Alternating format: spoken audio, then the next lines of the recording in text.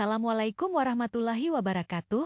Selamat pagi dan salam sejahtera untuk kita semua. Saya Andi Mardiana Padupai. Hari ini kita akan membahas topik yang penting dan menarik, yaitu sosiologi dan antropologi pendidikan. Semoga materi ini bisa menambah wawasan dan menjadi bahan refleksi bersama.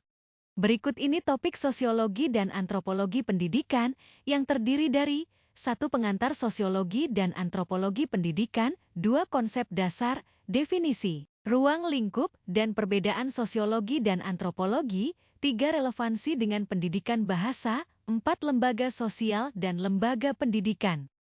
Pengantar sosiologi dan antropologi pendidikan, definisi, ruang lingkup, dan perbedaan sosiologi dan antropologi. Sosiologi adalah ilmu yang mempelajari masyarakat, hubungan sosial, struktur sosial, serta proses sosial yang terjadi dalam kehidupan manusia. Sementara itu, antropologi adalah ilmu yang menelaah manusia secara menyeluruh, holistik, termasuk aspek biologis, budaya, sosial, dan linguistik, baik di masa lampau maupun masa kini. Dalam hal ruang lingkup, sosiologi mencakup struktur sosial seperti keluarga, kelas sosial, dan lembaga. Proses sosial seperti interaksi, konflik, dan kerjasama, perubahan sosial, serta pengaruhnya terhadap pendidikan, dan peran pendidikan sebagai agen sosialisasi. Sedangkan antropologi meliputi kajian tentang budaya dan kebiasaan manusia, sistem nilai dan kepercayaan, bahasa sebagai bagian dari budaya, serta studi etnografi pada komunitas lokal. Perbedaan pokok sosiologi dan antropologi. Sosiologi fokus pada hubungan sosial dan struktur masyarakat dengan metode kuantitatif dan kualitatif, berskala besar, serta mengkaji masyarakat modern. Sebaliknya, antropologi mempelajari budaya dan kebiasaan manusia, dominan menggunakan metode kualitatif, observasi partisipan, berskala kecil, dan meneliti komunitas tradisional atau terpencil. Relevansi sosiologi dan antropologi dengan pendidikan bahasa. A. Sosiologi memandang bahasa sebagai alat komunikasi sosial yang penting dalam sosialisasi, pembentukan identitas, dan penyampaian nilai. Bahasa juga mencerminkan ketimpangan sosial dan berkaitan dengan kelas sosial di sekolah. B. Antropologi melihat bahasa sebagai bagian dari budaya lokal dan identitas komunitas. Penggunaan bahasa dipelajari melalui etnografi, dengan fokus pada pelestarian bahasa daerah dan pengaruh budaya terhadap cara belajar. C. Implikasi pendidikan, guru perlu memahami latar belakang sosial budaya siswa dan menerapkan pendekatan kontekstual agar pendidikan bahasa lebih inklusif dan menghargai keberagaman. Relevansi sosiologi dan antropologi dengan pendidikan bahasa. A. Sosiologi memandang bahasa sebagai alat komunikasi sosial yang penting dalam sosialisasi, pembentukan identitas, dan penyampaian nilai. Bahasa juga mencerminkan ketimpangan sosial dan berkaitan dengan kelas sosial di sekolah. B. Antropologi melihat bahasa sebagai bagian dari budaya lokal dan identitas komunitas. Penggunaan bahasa dipelajari melalui etnografi, dengan fokus pada pelestarian bahasa daerah dan pengaruh budaya terhadap cara belajar. C. Implikasi pendidikan, guru perlu memahami latar belakang sosial budaya siswa dan menerapkan pendekatan kontekstual agar pendidikan bahasa lebih inklusif dan menghargai keberagaman. Relevansi sosiologi dan antropologi dengan pendidikan bahasa. A. Sosiologi memandang bahasa sebagai alat komunikasi sosial yang penting dalam sosialisasi, pembentukan identitas, dan penyampaian nilai. Bahasa juga mencerminkan ketimpangan sosial dan berkaitan dengan kelas sosial di sekolah. B. Antropologi melihat bahasa sebagai bagian dari budaya lokal dan identitas komunitas. Penggunaan bahasa dipelajari melalui etnografi, dengan fokus pada pelestarian bahasa daerah dan pengaruh budaya terhadap cara belajar. C. Implikasi pendidikan, guru perlu memahami latar belakang sosial budaya siswa dan menerapkan pendekatan kontekstual agar pendidikan bahasa lebih inklusif dan menghargai keberagaman. Relevansi sosiologi dan antropologi dengan pendidikan bahasa. A. Sosiologi memandang bahasa sebagai alat komunikasi sosial yang penting dalam sosialisasi, pembentukan identitas, dan penyampaian nilai. Bahasa juga mencerminkan ketimpangan sosial dan berkaitan dengan kelas sosial di sekolah.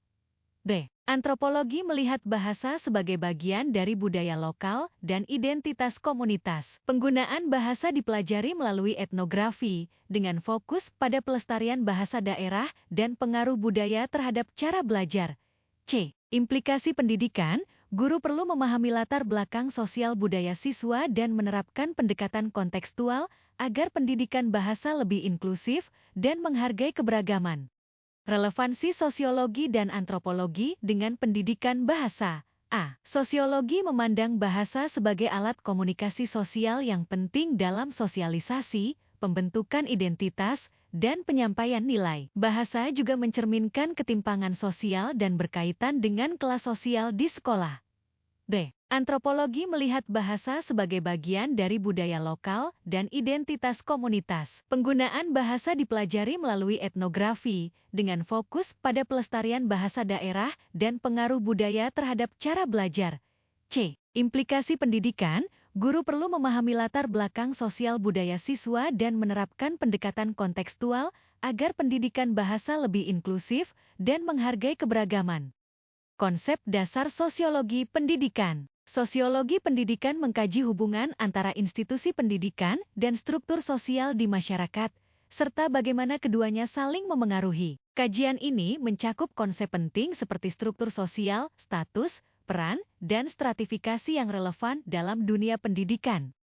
Struktur sosial dalam pendidikan. Struktur sosial adalah pola hubungan yang stabil dalam masyarakat, mencakup peran, norma, dan institusi yang mengatur interaksi. Dalam pendidikan, sekolah menjadi bagian dari struktur sosial. Hubungan antar siswa, guru, dan orang tua mencerminkan struktur sosial mikro. Pendidikan juga berperan sebagai agen sosialisasi untuk mengenalkan nilai dan norma sosial kepada generasi muda. Contohnya terlihat pada hierarki sekolah dan interaksi di kelas yang mencerminkan otoritas dan tanggung jawab.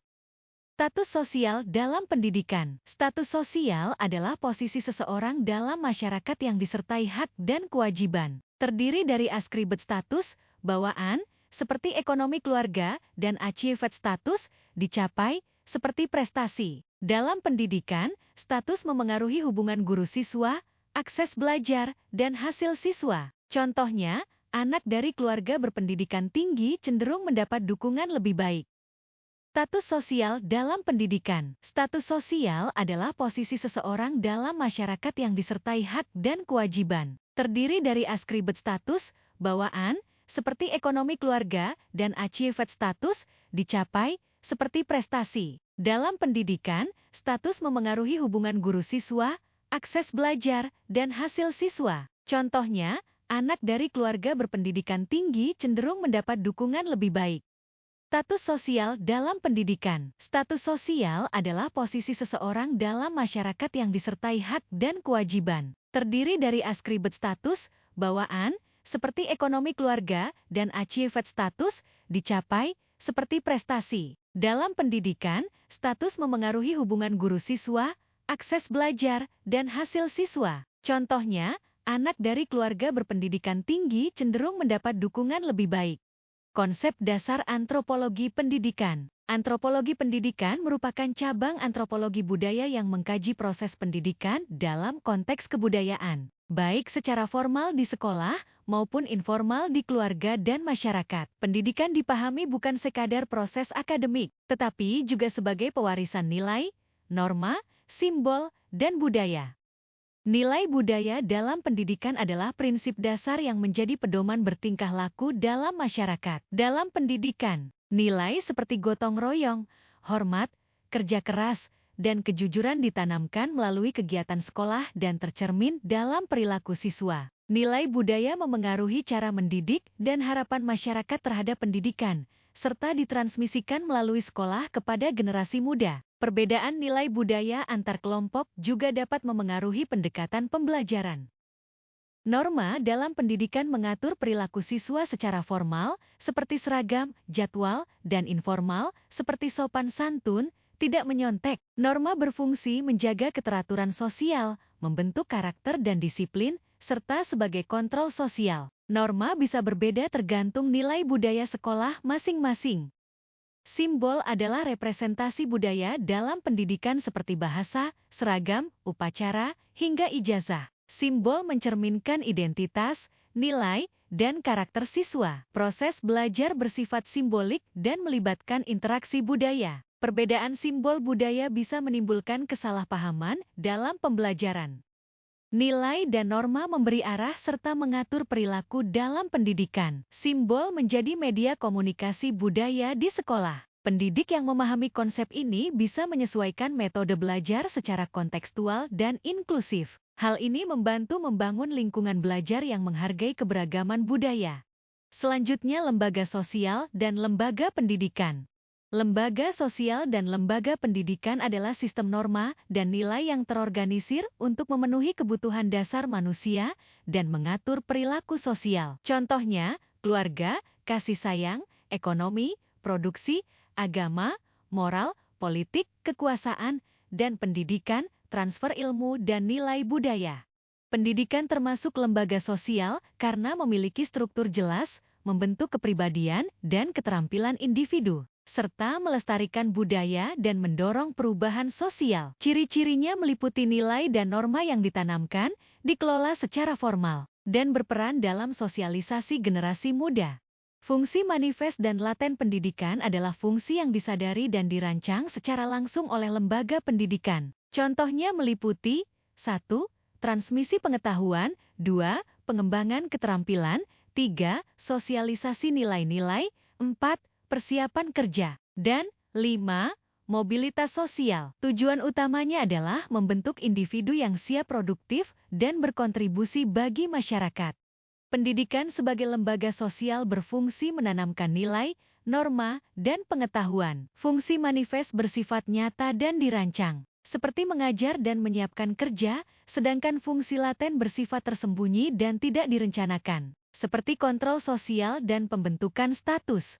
Kesimpulan, sosiologi dan antropologi pendidikan membantu memahami pendidikan sebagai bagian dari fenomena sosial dan budaya. Sosiologi fokus pada struktur sosial seperti kelas dan status, sementara antropologi menyoroti nilai, norma, dan simbol budaya dalam belajar. Pendidikan sebagai lembaga sosial mentransmisikan nilai dan norma, serta berfungsi secara nyata, mengajar, membentuk keterampilan, dan tersembunyi, menjaga stabilitas sosial. Struktur sosial, status, peran, dan stratifikasi penting untuk memahami proses pendidikan yang kompleks. Nilai, norma, dan simbol budaya juga berperan besar karena pendidikan selalu terjadi dalam konteks budaya tertentu.